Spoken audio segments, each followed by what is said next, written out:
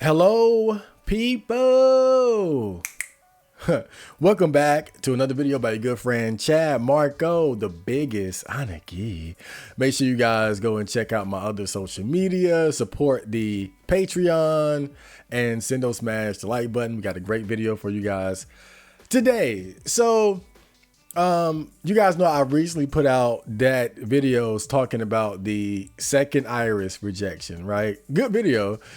And I got a comment, an interesting comment, and I'm going to read it because when I read it, I was like, oh, this is a good opportunity for me to talk about the friend zone, which is a topic I never really got into or much in depth before. And really, I think what is my unique take on the friend zone and my approach, right? And so I'm not trying to put this subscriber on blast or anything because I think that he's new, so he just doesn't understand how I look at it.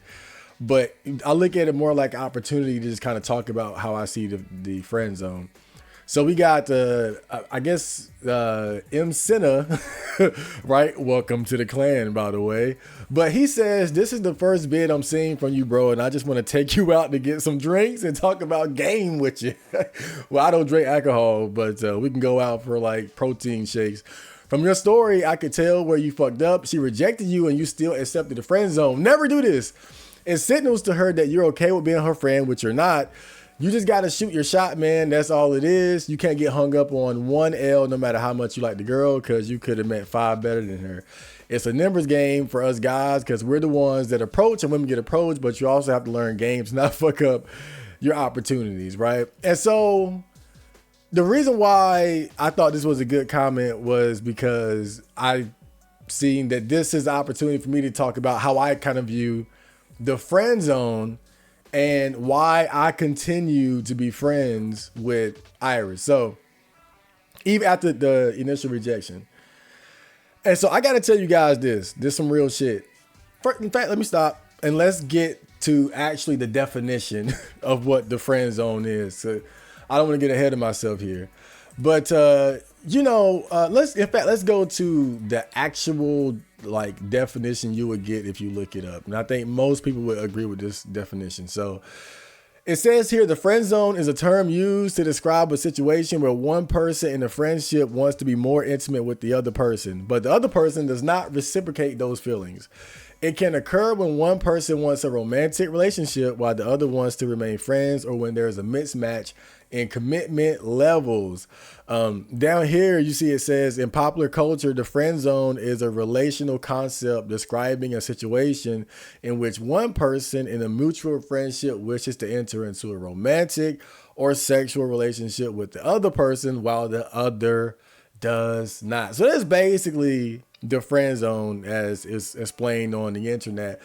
But basically the friend zone is this phenomenon where typically it's a guy, let's be honest, doesn't happen much with girls, but it's when a guy befriends a girl with the desire to have sex with her or be her boyfriend, or to escalate towards a more like intimate and romantic relationship, but the girl doesn't, right? That's the basic rundown of what the friend zone is. And so, like I was saying before, I've always known what the friend zone is. And, when I see these different topics or like dating phenomenon that guys go through, I can't help but like put myself in their shoes and say, how would I deal with it? How would I deal with that situation? And so I told myself this years ago, that if I ever befriend a girl that I like, I am going to tell her or ask her out immediately so I don't end up in the friend zone. Now, and again, this is where I think my perspective of the friend zone is a bit different, because the way I see it is like this. It's a difference between being in the friend zone and legitimately being a girl's friend. And to me, the friend zone is when you're like fake friends with the girl, hoping that okay, now it can happen in different ways, but it could either be that you befriended her with the hope that someday you're going to ask her out, right? Like you're escalating and building up to asking her out eventually, right? You're not going to do it now, but maybe a month from now, 3 months, 6 months, 12 months from now, you're going to ask her out. Or it could be a situation like what we saw with me and Iris, right? Where I asked her out pretty quickly, got rejected, and then you're like, okay, you fake accept the rejection, hoping that eventually you're gonna change her mind, right? To me, that's the friend zone. And I have to reiterate, whether people believe me about this or not, that's up to you. But this is the God honest truth. Me asking out Iris was not done under the pretense or belief that she was gonna say yes. That was me doing what I always said I was gonna do. I always said, if I ever befriend a girl that I like, I'm gonna get it out the way. I'm gonna let her know. That way I can get rejected or accepted, but more than likely rejected, and I can accept it and move on. And so when I asked her out, I fully expected to get rejected. And when she rejected me, I 100% fully, completely, totally accepted it. Like I had no hard feelings towards her based on that. Again, I expected it. Me asking her out was more so for myself, and so I wouldn't be in the friend zone and could instead be a real friend to her. Knowing that there's no hope of me changing her mind, I know what it is. So now my expectations are in the right place. I know she doesn't feel the same way about me. So all my interactions with her moving forward are going to be with that understanding. That's why I asked her out, because I knew that, yeah, I liked her like that, but I also saw the chemistry that we had as content creators. And I saw that as an opportunity for us to do more, regardless if she liked me or not. Again, that's whatever.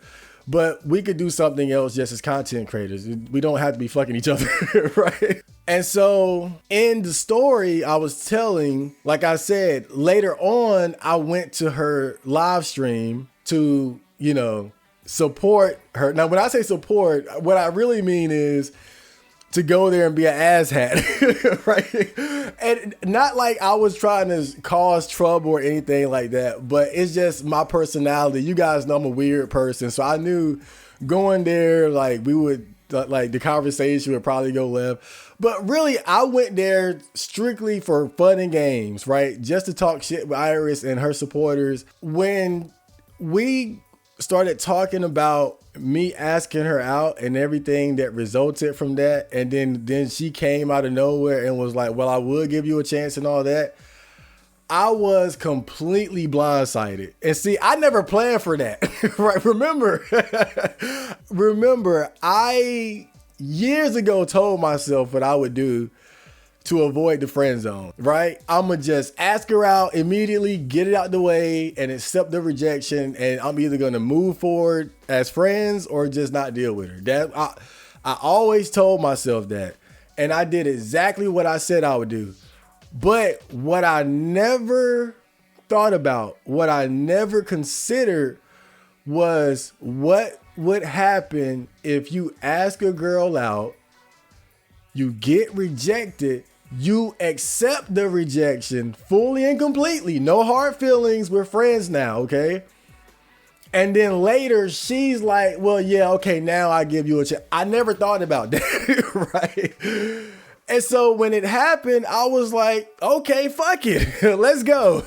And that's basically how that situation turned into me getting rejected part 2. And even despite all that, and people might say I'm crazy for this, and I understand, but when I say I have no hard feelings about it still, I'm 100% honest. Like, if Iris hit me up and was like, we can still be cool, or what, I would still be friends with her. But now, if she changed her mind and was like, well, now I want to date, I wouldn't go for it now. Because that's too much ebb and flow. That's too much like wishy-washy shit. And when I look at the whole situation, I feel like the only mistake that I made, I don't look at continuing being friends with Iris as being a mistake, because I'm not like a lot of these other guys out here. I'm not trying to toot my own horn, but you guys have followed me for years, and like I'm on a different level as far as like my wisdom my self-love, my happiness and shit like that. Stuff like this does not fuck with me or get to me the way it would with other guys. Other guys, they want revenge. They want to get back at the girl. They want her to suffer. Dude, why would I want those things? I'm okay. Like, I'm okay in my life and who I am. Like, so I don't have any hard feelings about this shit. Right? Like, but that's just me.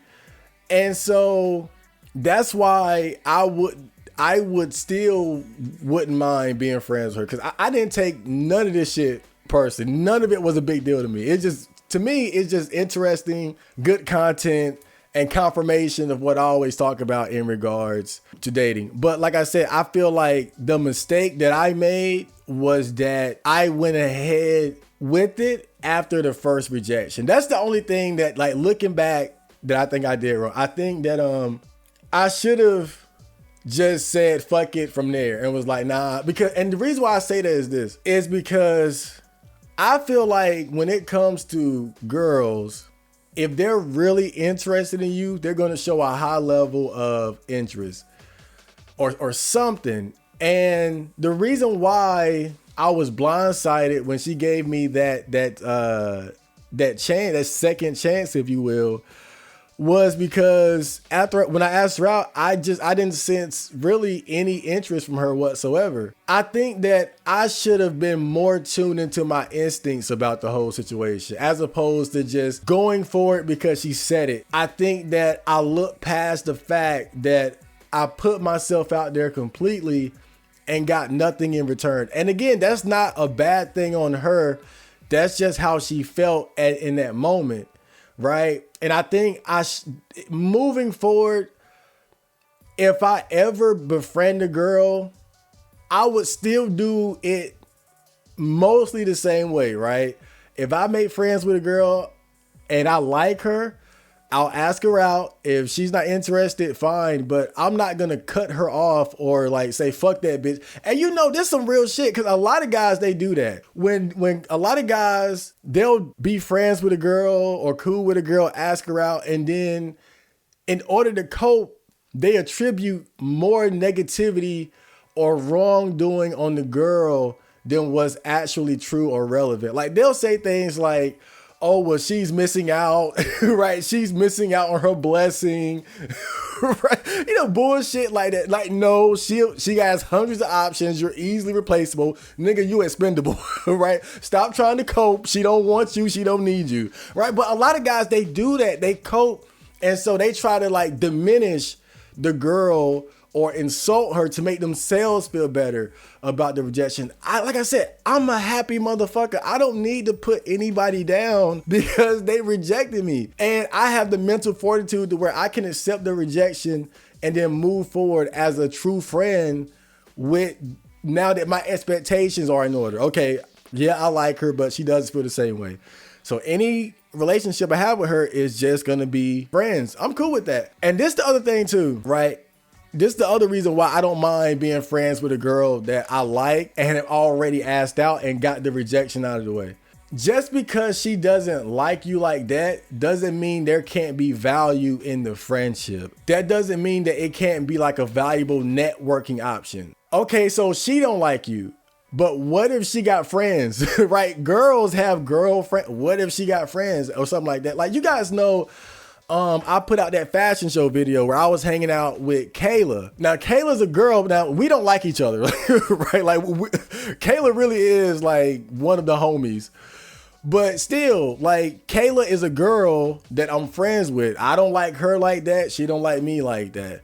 But being friends with her has been valuable to me because Kayla is the type of person that is super into networking and getting to know people. That's the only reason why I was at the fucking fashion show, because she's always tapped in to what's going on in the city. And she's connected me with other people who do music and shit like that, like cool people. And so let's say, for instance, though, right, hypothetically, I liked Kayla, but she rejected me after I asked her out. And I was like, fuck that bitch. I ain't hanging out with her, right?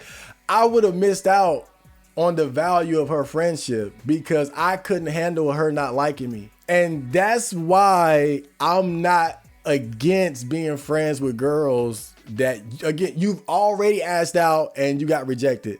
But I understand mentally, a lot of guys can't handle it. Mentally, I can. That's why I don't give a fuck. I can handle it because I'm a happy man. I'm okay with being single. I'm okay with that shit. So for me, I can take the L and not take it personally because I know in the grand scheme of things, I'm going to be all right with or without her. So I can put that to the side and say, okay, but there's value in having her as an ally, as a friend, or whatever the case may be. It's just like what I said in the video, man. More than anything, I hate the fact that me and Iris aren't cool. Like, I can take the L of the rejection, even the second rejection. Fuck it. I hate how in the end it turned out with her like legitimately not liking me and us not being cool. Because on my end, again, I don't have anything against her whatsoever. Like, it's just, to me, it's just whatever to me. But that's just the type of person that I am. My thing about the friend zone, and this is just my belief, even if, let's say, you're not like me, you can't be friends with a girl that you are attracted to, a girl that you like. Like, you can't take those feelings, put them in a box, put them to the side, and let them diminish naturally over time. You can't do that like I can. Okay, fine. I still believe that the best thing to do as far as like avoiding the friend zone is if you meet a girl and you know you like her, ask her out immediately. Like, just kamikaze. Both, right? Now, again, this is some people would say this is risky because sometimes women need time. Like, and now this is when I say sometimes, right? Because you do hear about situations where attraction grew or a guy was able to get in later. It happens. But my belief is this. That's not the girl that you want. You know, I saw a video recently by Wheat Waffles, and he was talking about choosing signals. And he was talking about how the best relationships and interactions he had with girls were the ones that showed high interest in him from the get-go. So like I said, you have situations where guys took their time and it worked out for them. I wouldn't bet on that personally. And I think that it's an example of why the friend zone is unhealthy. Because the longer you wait, the more those feelings build up. And the more her expectation of you being a friend and nothing more begins to solidify. And so now you both are investing into each other.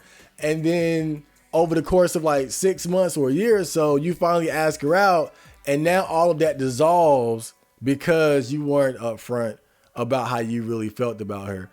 But like I was saying, the reason why I would always suggest the best way of avoiding the friend zone is to ask a girl out as fast as you can, knowing you like her, is because in my opinion, in my belief, it's best to get with the girls that have a high interest in you.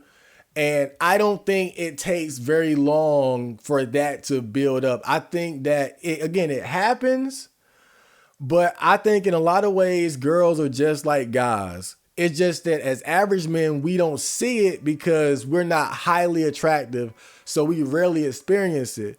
But I think when a girl is super into a guy, it's kind of like what red pill guys or old school red pill guys would say. You know, girls make rules for nice guys and break rules for the bad boys or the Chads, the guys that they like. And so to me, I just see it as a way of gauging interest immediately, right? So just get it out the way and see where she is as far as like how she feels about you. And if she's not interested, then like I said, you ain't got to be like me. If you want to cut her off because you can't handle it, you in your feelings, I understand. Fine. But you could also, if you are like me and you can handle it, then you can put those feelings to the side and just deal with her accordingly as a friend. And in my opinion, that's not the friend zone because you've accepted the rejection. You're not a fake friend. You've accepted it and you're moving forward with the knowledge and understanding that there's never going to be anything more than that. And that's how you move. So that's how I look at the friend zone. That's my opinion of it. And I know my perspective is just a bit different because I know that conventional red pill wisdom is if you get rejected, cut the bitch off, fuck the bitch, right? Block her, all that, delete the number. Like, that's conventional red pill wisdom. And I understand why that is, because most guys can't handle being in close proximity with a girl that they liked and rejected without harboring negative feelings towards them. I'm just saying that's not me. I'm 100% seriously not like that. Iris could hit me up today, right? And be like, you want to play Fortnite or whatever the fuck she's into, and I'll be down for it. Like, I literally don't care. But everybody ain't like me, right? And so, you know, my perspective is just a bit different. But I think for the most part, most guys would agree that the best way to avoid the friend zone is to get the rejection out of the way. Don't wait 6 months and a year and 2 years, all that shit. If you like the girl, let her know and then move on according to what works for you. And that's the video. I hope you guys enjoyed that, and I will see you in the next. So, Johnny! Or see ya.